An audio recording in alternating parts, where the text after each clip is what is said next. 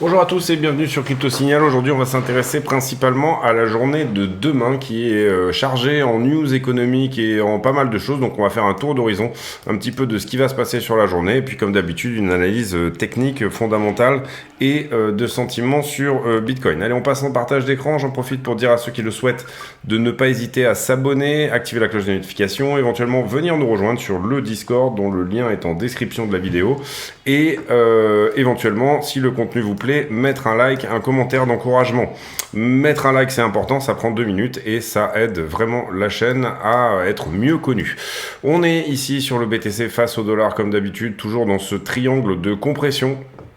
Pour le moment, assez difficile de dire où va aller ce triangle puisque on a vraiment ici quelque chose à prendre autour des 17 300 $ par ici et on a également, vous allez le voir aujourd'hui, pas mal de choses à prendre autour des 15 900 $. Donc on a de la liquidité au-dessus et de la liquidité en dessous et là je parle donc bien sûr des marchés en levier, des shorters, longueurs en levier. Si on regarde le momentum, on avait un point de vente qui a été confirmé sur la journée d'hier, un stochastique qui est assez haut. On a par contre ici, on va dire un MACD qui se reprend, c'est-à-dire qu'on est en train de pâlir et finalement aujourd'hui on a eu un mouvement d'achat supplémentaire. Voilà, on avait ici cette divergence haussière, vous le voyez, avec le prix qui fait un nouveau plus bas, mais le RSI qui lui fait un nouveau plus haut, ce qui signifie un essoufflement des vendeurs. Donc le momentum est plutôt de notre côté. En weekly, c'est un petit peu la même chose. On avait un momentum qui était vraiment très bon. On a un stochastique qui est très bas. On a eu ici un point de vente sur le Cypher qui nous a donné une vague. Cette vague n'est pas encore en train de se fermer. Mais par contre, vous le voyez, la VWAP ici se rapproche énormément du zéro. Donc, ça sous-entendrait que en weekly, on serait assez proche de fermer cette vague de vente. Et on a encore une fois en weekly un RSI stochastique qui est à 5. Donc, ça pourrait vouloir dire retournement. Néanmoins, vous le voyez, on n'a pas encore touché la zone de neutralité, ni même marqué un vrai mouvement de vente. Donc attention, si une accélération baissière devait se faire en weekly, elle aurait tout à fait la place de se faire. Cependant, quand je regarde le 3 jours, vous voyez qu'on a ici sur le 3 jours, on est du coup un peu en avance sur entre le daily et le weekly, on a quelque chose d'un petit peu plus intermédiaire. Et là, vous voyez que la vague est quasiment fermée, elle pourrait se fermer d'ici 1 ou 2 jours, cette vague de vente. Donc du coup, on aurait potentiellement ici un 3 jours qui se remet bien. On a un RSI stochastique qui est en train de remonter très légèrement vers 8, il est parti du 0. Et on a toujours cette VWAP qui se rapproche énormément du point de neutralité également. Donc, on va dire que en daily plus 3 jours, on est potentiellement sur la fin de ce mouvement. Cependant, on n'est pas à l'abri, bien entendu, d'une dégringolade supplémentaire. Mais on va dire le momentum semble ici se calmer sur ce mouvement vendeur. Sur Ethereum qui est là. On va prendre celui-ci plutôt. Sur Ethereum, c'est un petit peu la même chose, on va dire. On avait ici, vous le voyez, ce flag. Là, on va regarder du coup le momentum en 3 jours également. Mouvement de vente qui est en train de se calmer. Également stochastique qui se reprend. Potentielle fermeture de vague sur le Cypher. VWAP qui se rapproche du 0. L'analyse est strictement identique à Bitcoin. Est-ce qu'on a une divergence haussière ici? En fait, sur Ethereum, on n'a pas fait de nouveau plus bas, donc on peut pas vraiment faire ce postulat-là. Par contre, on a une reprise ici en daily, vous le voyez, d'un mouvement acheteur. Et aujourd'hui, ce mouvement qui était censé faire un peu pétard mouillé, qui avait pâli dans la journée d'hier, est finalement en train de se reprendre de manière plutôt boule, on va dire. Ici, vous le voyez, potentiellement, si on clôture dans ces zones-là, c'est-à-dire autour des 1200 ce soir, on aura un nouveau point d'achat sur le Cypher. Donc ce point de vente ici aura été un faux signal. Voilà pour Ethereum. Au niveau des structures, globalement, rien de plus à dire que tout ce qui a été dit hier dans la structure. Hier, je crois qu'on a pas mal fait sur de la stablecoin dominance, ou peut-être que c'était sur TikTok, je me rappelle plus.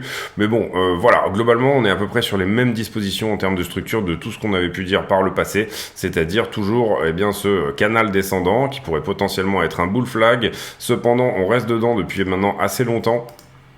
C'est-à-dire 108 jours et Principalement, on considère qu'un vrai bull flag, théoriquement, est censé durer moins de 3 semaines, donc ça nous aurait donné plutôt quelque chose de beaucoup plus court. Donc là, on est plutôt dans une structure de correction assez marquée.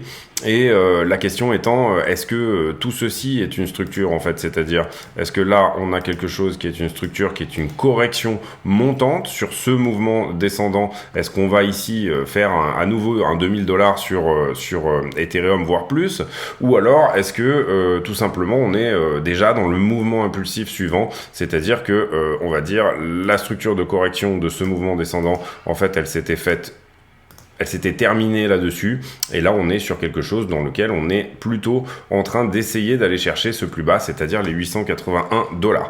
Personnellement, je reste plutôt dans la première hypothèse, mais cependant, vous comprenez que avec hier la faillite de BlockFi, etc., tout l'épisode FTX, toutes ces choses-là, les institutionnels en ce moment ne veulent pas toucher la crypto, ne serait-ce que même avec un bâton. Et d'ailleurs, on le voit très bien sur le GBTC, qui est plus ou moins une entrée institutionnelle relativement correcte en ce moment, puisqu'on a un discount de moins 40% sur le Grayscale BTC, et globalement on ne voit pas ici sur l'action de prix du GBTC quelque chose qui rapprocherait ce discount des 30%, 32%, etc.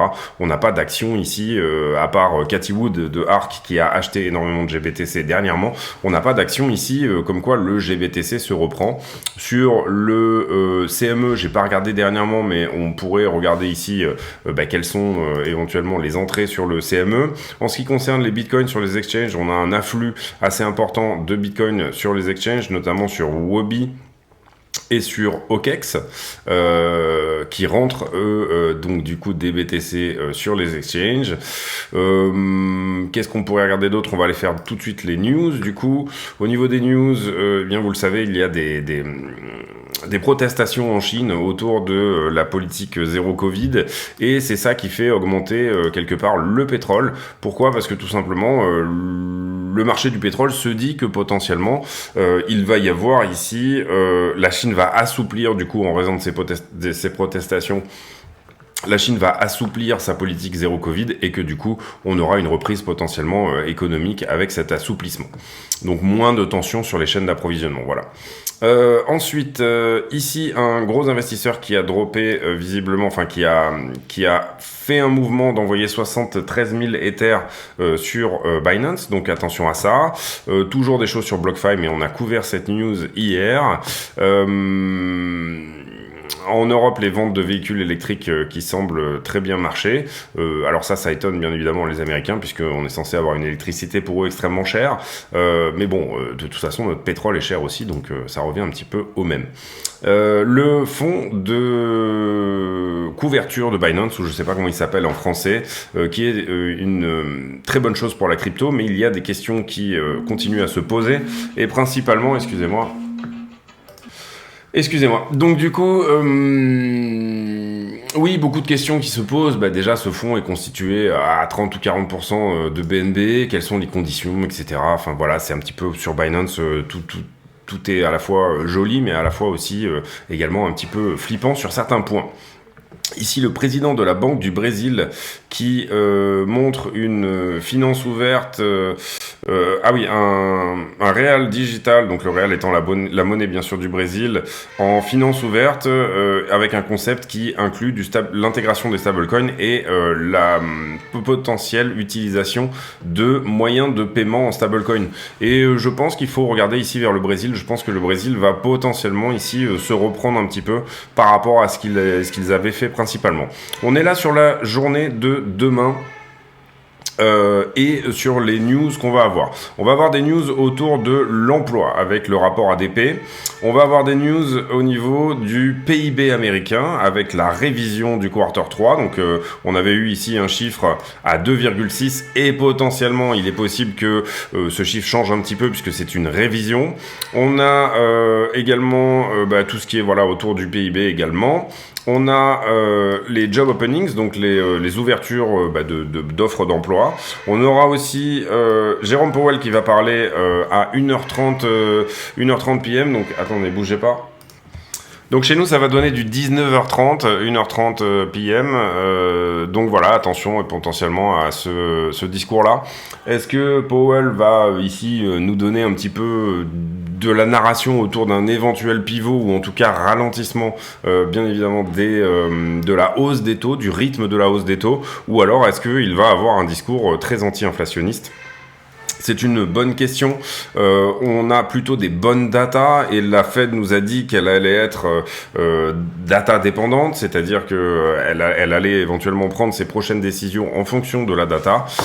Et globalement, bon, ici, on a plutôt des bonnes data. On aura un prochain CPI, bien sûr, pour le mois de novembre, autour du 10 décembre. Et tout de suite, dans la foulée, on aura le prochain FOMC, donc meeting de la Fed, qui décidera ou pas d'une hausse des taux.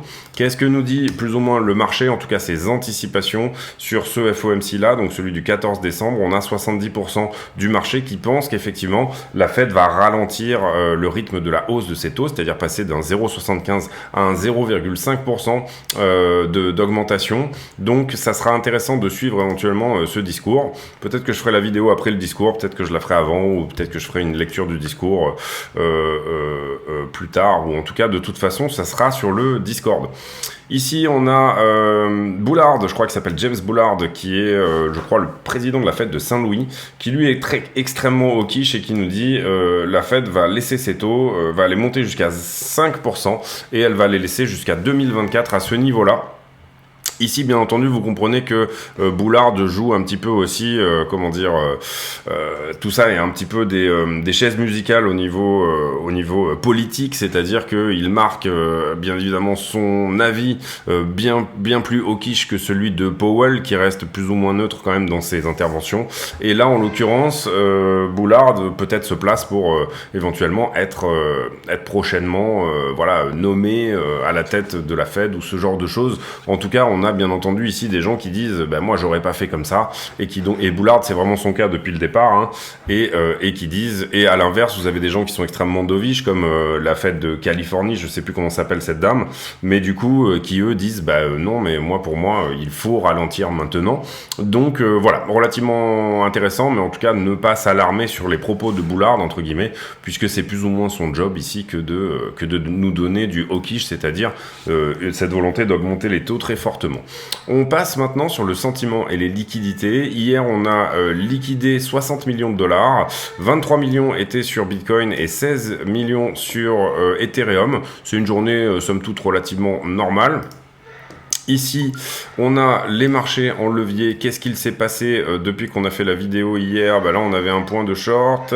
Ici, on a eu un point de long, mais il a été travaillé. Ici, on a un léger point de short qui a été travaillé également. Ici, on s'est replacé en long, ça a été aussi travaillé. Je parle des stop loss, hein, ici, pas forcément des prix de liquidation. Ici, on a un point de short qui s'était placé par là. Il a plus ou moins été travaillé ici, mais on a continué à shorter derrière. Donc, on va marquer ce point-là comme étant éventuellement un point à prendre du côté des shorters. Et on a rajouté également un nouveau point à prendre du côté des longueurs qui se trouve globalement à peu près par ici. Donc, on a rajouté des niveaux qui sont ceux des 16 316 et 16 530. Pour le moment, pas de niveau majeur n'ont été pris du côté des shorters, ni de niveau majeur du côté des longueurs, en tout cas dans ce qu'on avait rajouté. Je vais vous parler ici beaucoup aujourd'hui des 15 900 $ qui pourraient être un objectif baissier. On sait qu'on a 17 300 en objectif haussier où il y a pas mal de liquidités à prendre, et il y a également pas mal de choses à prendre du côté des 15 900 $. Un niveau qui a fortement forci en fait ces derniers temps. On va regarder Ethereum maintenant et puis on ira ensuite faire le point sur ce fameux 15 900 $. Sur Ether, ce niveau-là a plus ou moins été travaillé. On peut considérer qu'il est nettoyé. Assez peu d'open interest, je trouve, en ce moment sur Ether. Ici, on avait un point de short, mais vous voyez qu'il a été short squeezé après. Ici, on avait un point de long, il a déjà été travaillé. Ici, on a un point de short, il a été travaillé également. Ici, on a un point de long qu'on va rajouter. À peu près par ici, et ensuite on se construit sur du short à partir de là. Le niveau n'a pas été travaillé, ce niveau là par contre a été pris, hop, celui-ci on va le passer en bleu parce que c'est un niveau de short à prendre. Et puis là, on a un très léger niveau de longue également qui s'est rajouté juste là. Donc, concrètement, Ether qui est plus ou moins en train de ici marquer une pause, hein, on va dire ça. On a short squeezé quand même un petit peu de monde qui était principalement tous ceux qui étaient rentrés en short sur ce mouvement-là. On a trouvé un plateau et puis Ether s'est repris. La question étant, est-ce qu'on va maintenant donner un flag, etc. Est-ce que tout ça va potentiellement se transformer en retournement légèrement bullish, si ce n'est moyen terme, voire court terme. Ici, le CVD au spot qui se reprend bien, donc ça c'est plutôt une bonne chose, en tout cas pour les investisseurs. On va maintenant aller sur les liquidités en levier. Et sur les liquidités en levier, vous voyez qu'on avait plus de shorters. Bon, le mouvement a fait le mouvement a été plus ou moins vers le haut hein, sur la journée d'aujourd'hui. Et désormais, donc, on est à peu près sur la neutralité, à savoir 300 millions. Donc ici, le prix va probablement reprendre son cours normal, qui est celui tout simplement du CVD spot, qui sera la chose vraiment à surveiller. Même chose sur Ether. Encore que sur Ether, on a un peu plus de longueur, c'est-à-dire 2 milliards à liquider. Donc il y a potentiellement ici un petit mouvement à faire sur Ethereum vers le bas. Et puis voilà, sur la heatmap, donc là on regarde une autre façon de voir où sont les liquidités. Vous voyez qu'on a pas mal de choses ici dans les 12 dernières heures qui ont assez fortement forci autour des 15 900 $. On a bien sûr des choses qui ont forci au-dessus, les 16 006 et les 16 008, mais je trouve que cette zone des 15 900 $ est en train de assez fortement se densifier, notamment, et là où je trouve que c'est intéressant, c'est quand on regarde la heatmap 7 jours, où on est passé dans le jaune depuis hier, là, au niveau des 15 900 $. Donc intéressant, je pense, ici, potentiellement de jouer ce niveau-là. On a quand même également ici, vous le voyez, forci la zone des, encore une fois, 17 et 16,8. La zone des 17,3 qui pour moi en shorter est vraiment une zone à prendre. Donc on a ici, comme je vous le disais tout à l'heure, de la liquidité des deux côtés. Peut-être que la journée de demain, où il y a pas mal de nouvelles, va nous aider à prendre tous les niveaux, un par un. Là, ça met un petit peu de temps à charger, mais où du coup, voilà, ces journées qui sont assez fortes en news économiques, etc., souvent elles permettent au prix de faire son taf, c'est-à-dire à aller rect les shorters longueurs en levier qui sont plus ou moins retardataires, optimistes ou trop, ou voilà. Mais en l'occurrence, vous le voyez ici, on a toujours cette zone des 15 000 qui serait potentiellement à prendre, et là, je vous montre la heatmap en un mois, et on a potentiellement ici cette zone, comme je vous l'expliquais, au 17,3. La question est vers où va se diriger le prix. Encore une fois, quand on regarde la 1 mois, donc celle où il y a le plus de liquidité, vous voyez que là dans le jaune on est à 16 milliards en position leveragée, ça serait pour moi, donc encore une fois, les 15 ou les 17,2.